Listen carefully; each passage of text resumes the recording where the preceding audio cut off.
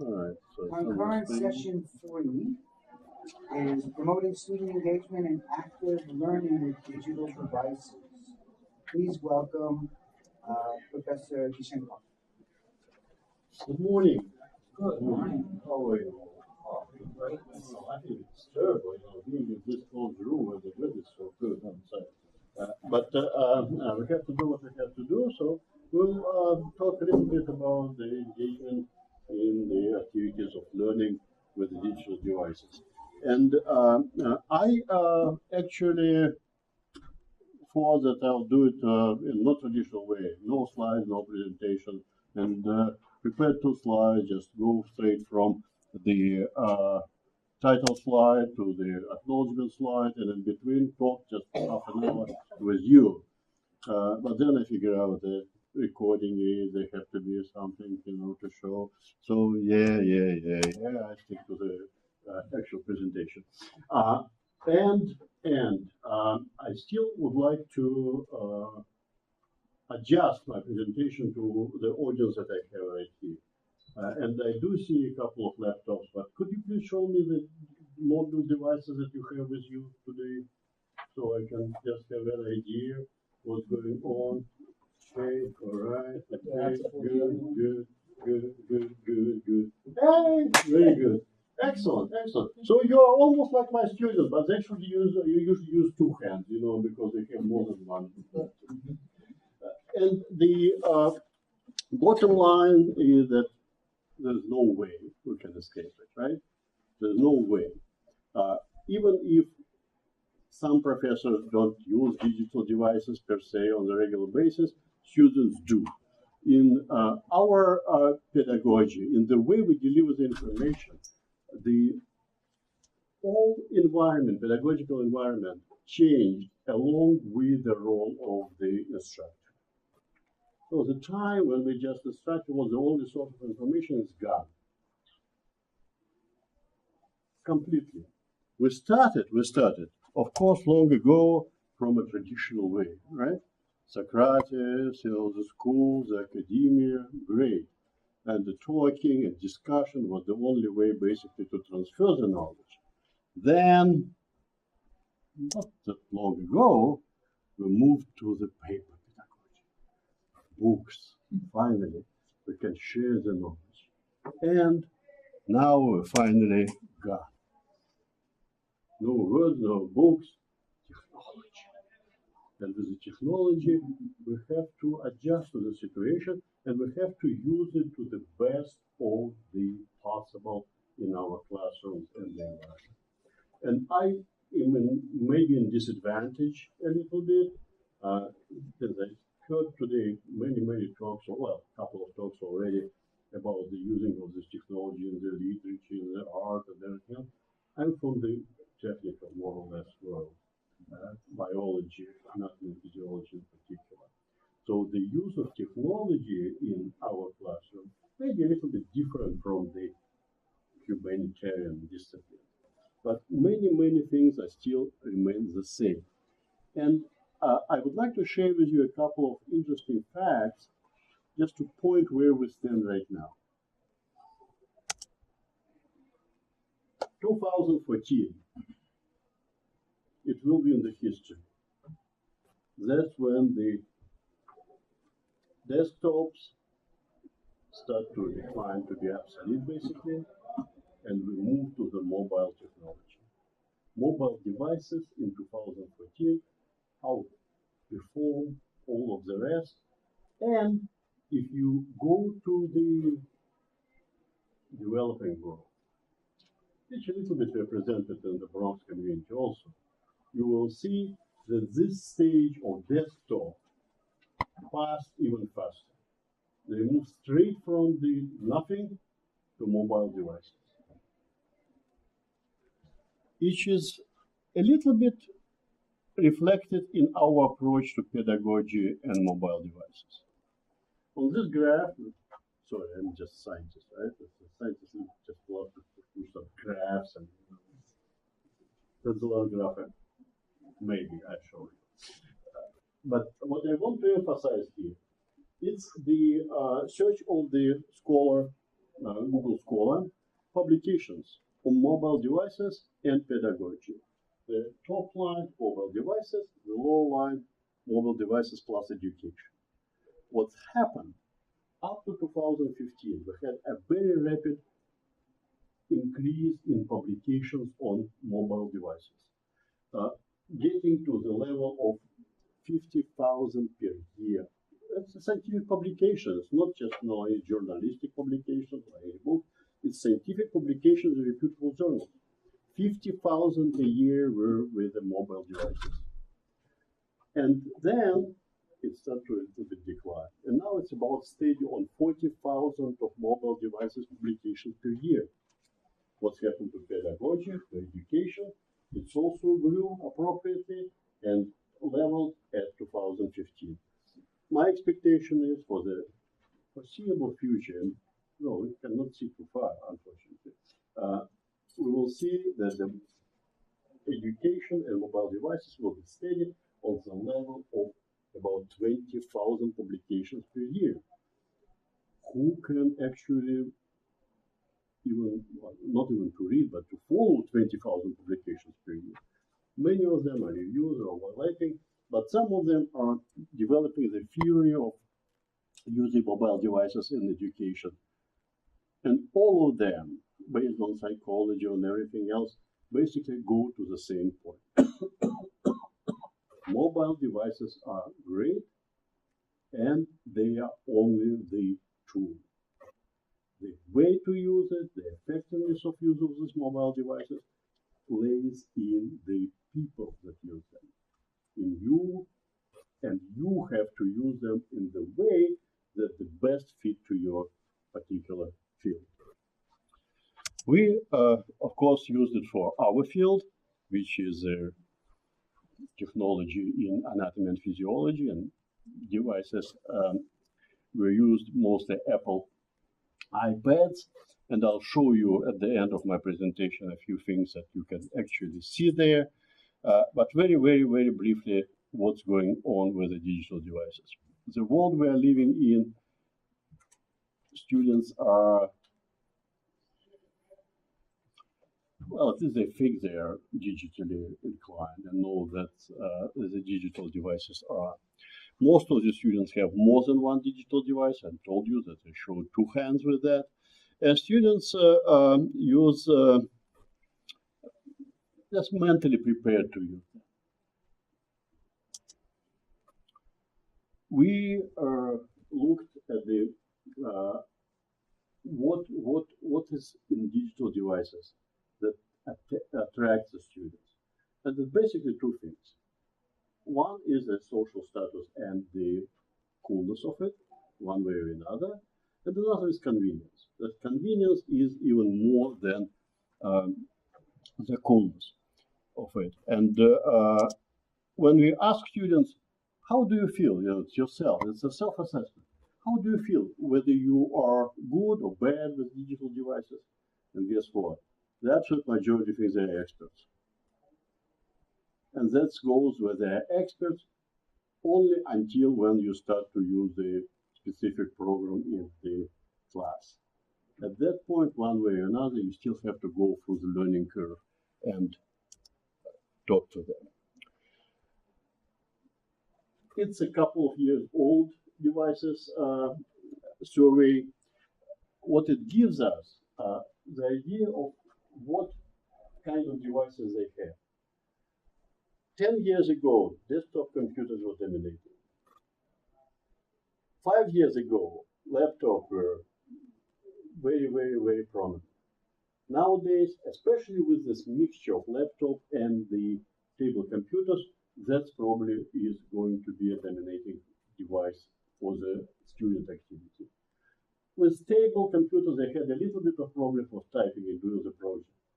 And I'll tell you, some of my students, and I heard it from other professors also, put together all the essay and all their homework on their phones, with the typing everything on their phones. So it could be done, but I don't think it will be a prominent feature. I think these mixed computers, size of small tablet, with the normal or semi-normal keyboard will be the future of the devices they will have. It's convenient. It stimulates individual learning. You have your own screen, you have your own device.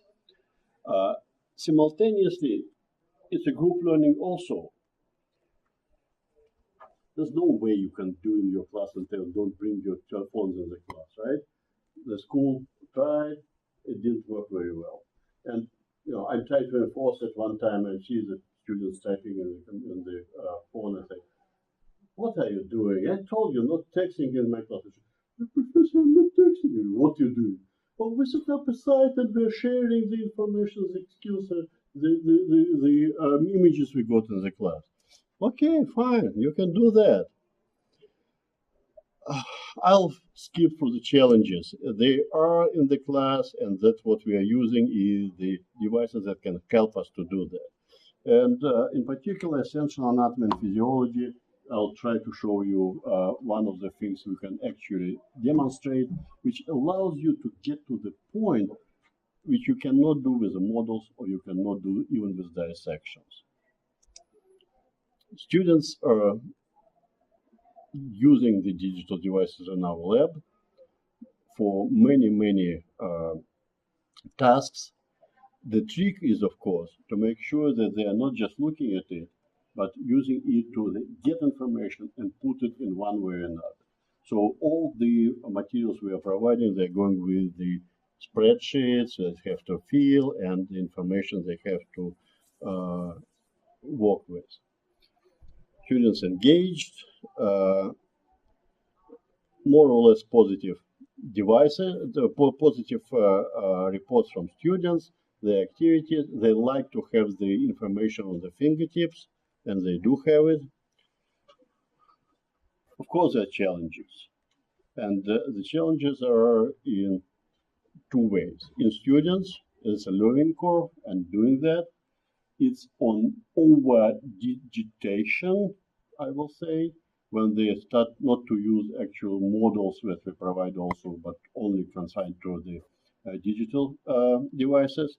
And of course, it's a technology. We need to have very reliable accesses. Microscopes. I'll go through that very fast. Evolution again.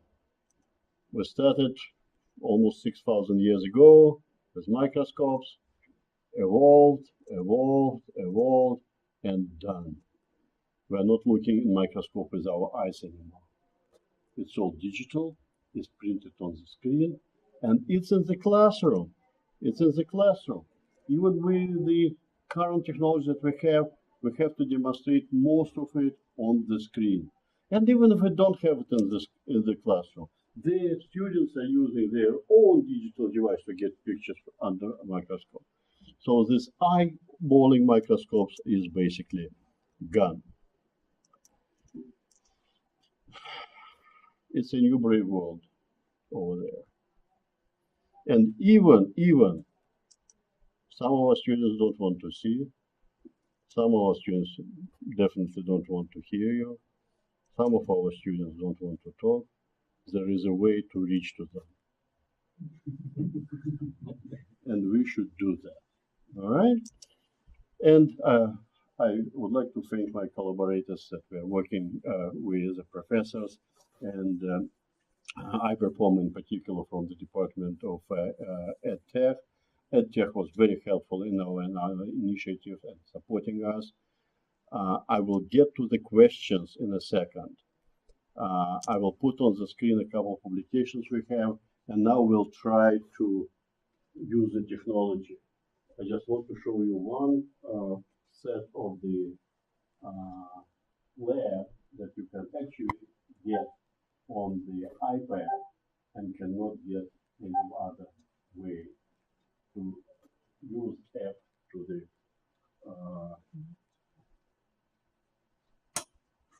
okay. How do you do that? Yeah.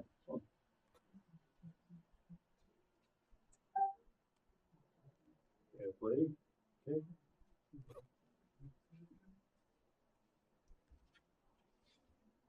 That's one of the commerce with technology. Fortunately, we have a very small room. And I'll show you that one of the apps that we're using allows you to look at the heart, and in particular, what we often are interested in the heart is the wells. And you cannot use it, you see it in the normal way.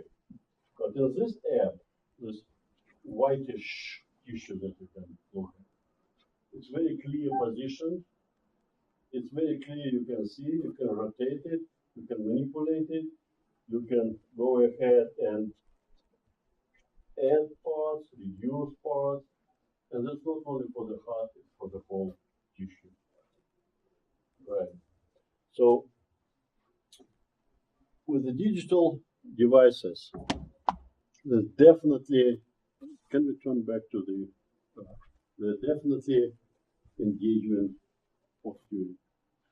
It helps in teaching of our discipline, anatomy and physiology in particular. It requires adjustment in our teaching, and it requires development of technology. So we're still dealing with the issue when the network cannot handle 30 devices simultaneously doing the digital imaging. So we have to adjust for that. But overall, and as you saw today, even with advanced technology as a center, sometimes we have a problem. But overall, the brave new world is there, the technology is there, and we need to learn to use that. Bringing it to the professors, I still see professors using this transparency. Well, some time ago, overhead projector was the state-of-the-art technology. Ability to write and show it to the whole class was great. We're in a new world now, and we need to adjust our teaching to the modern day. Thank you so much for attention, and I'm happy to answer any questions.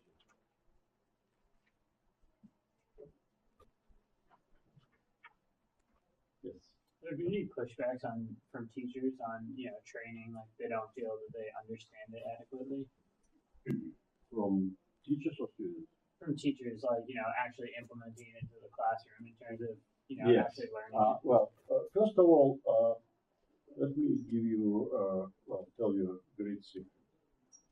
And the greatest secret in the world is that education is one of the most conservative professions in the world, both in terms of the whole system and individual professors also.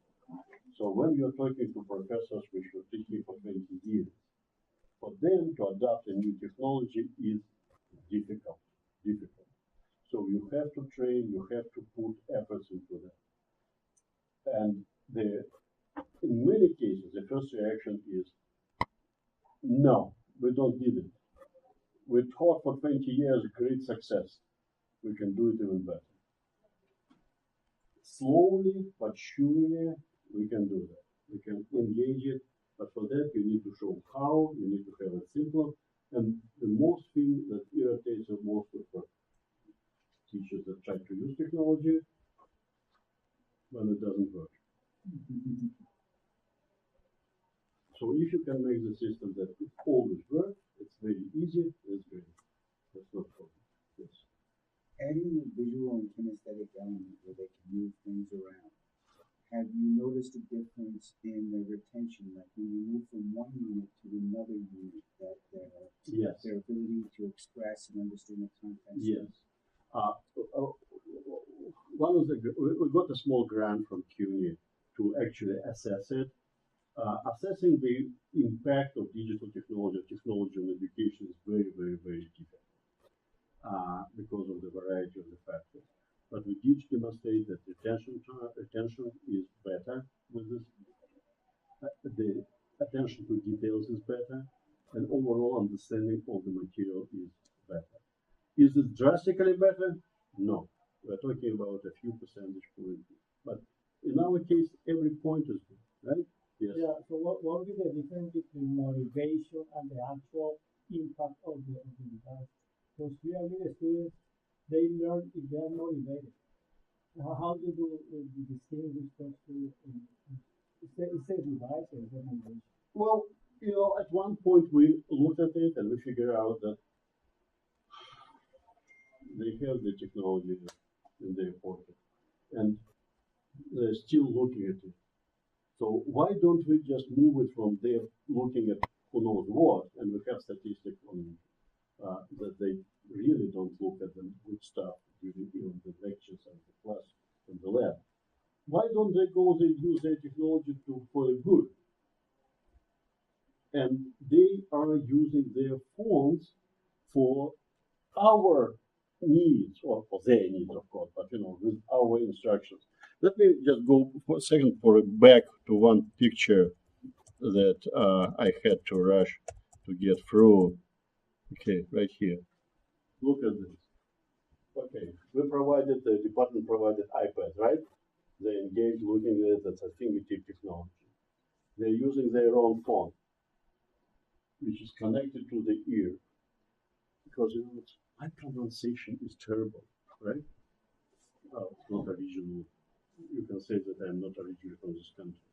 However, the modern technology and part of our apps also provide opportunity to click and listen to the correct pronunciation, especially the medical terms, and they're using that. So the motivation per se is in the doing. When they're doing things in the lab, they learn better. Initially, they all come with the idea, yes, we're going to learn, but you know, that's faded very fast if they are not engaged.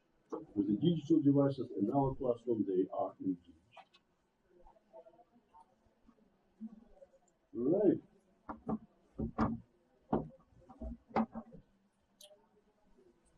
Thank you.